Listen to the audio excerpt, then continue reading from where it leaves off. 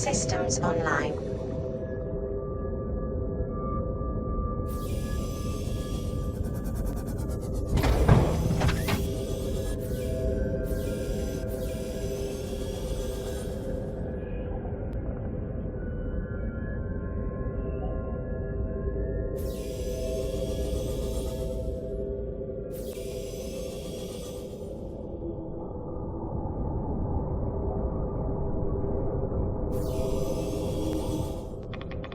Hello and welcome to episode 7 of Subnautica. For this one, I am taking a bit of an adventure to a couple different areas of interest, one of which was kind of scary, and it will probably be evident why whenever we get there. This is going to be the last episode of old content. I still have tons of old gameplay from this build, not only this build, but the subsequent build of the game, which I'm sure is old news by now. There was actually quite a bit of content in that subsequent build. I didn't get to experience all of it. I do have some gameplay from it, some old gameplay. I'm not going to piece it together into an episode, episode 8. I do think it would be the best transition going from old content into new stuff, but I am going to be rebuilding my rig soon. I'm going to get an entirely different setup going on here, and one of the first games I'm going to be playing on the new system is Subnautica. So rather than just tell you guys what went down in that subsequent build and the kinds of stuff I did, I'm just going to replay all of that content. I'll get it all recorded and I'll show rather than tell, because I think that'll just work out a lot better in the long run. But let's talk about some of the gameplay here. So I found a really interesting area here. There are some strange couche plants down here. I don't really know what to call them. I think that might be what they're called, actually, couche plants. But whatever this stuff is, it clearly wasn't fully implemented in the game. Well, let me back up here. I am in some area here wherein I'm pretty freaking deep. All right, the depth meter is in the red, which normally entails that you're going to be picking up some pretty decent stuff. And holy shit, my immersion is officially broken. That's really the first time I've encountered anything like that. Those were clearly some items that weren't fully implemented yet. But yeah, as you can see there, I'm pretty sure that little boxes with question marks on them wouldn't be indigenous to any alien planet under any circumstances, but what do I know? Anyway, I was kind of on the outskirts of the map here, and I found this really intriguing area, quite beautiful in terms of the environment. Lots of different rock formations, lots of different minerals to pick up here, little goodies, gold, diamonds. Diamonds as well are one of those things, and I probably mentioned this in a previous video, but during this build of the game, I want to say that diamonds had absolutely no use. So it was another one of those things where you would sometimes pick up items that really weren't fully fleshed out.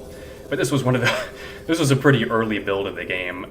I am so in the dark, honestly, with Subnautica these days that I'm not really sure what build they're on, but I'd imagine they're pretty far ahead at this point. And as you can see here, this is where I ended up getting in a situation that was a bit freaky. I saw a crack in the ocean floor. I thought, that looks interesting. I went over to investigate. As you can see here, I kind of go within, and before I know it, I'm going real deep, and it's getting very dark very fast. So I'm thinking at this point, first of all, I'm sure some of you guys are like, what the hell? But I really immerse myself in these games, and as a result of that, when I find myself in these types of situations, I get kind of nervous. right? Because I'm like, well, what happens if I run out of battery power down here? You know, what happens if I can't find my way out? That's gonna suck. So, you know, I've played lots of horror games over the years. You know, for instance, I'm a really big fan of Silent Hill 2, and that type of stuff. It doesn't scare me or frighten me or make me nervous even in the slightest. You know, I always find that type of stuff very intriguing, entrancing, and oddly peaceful, actually.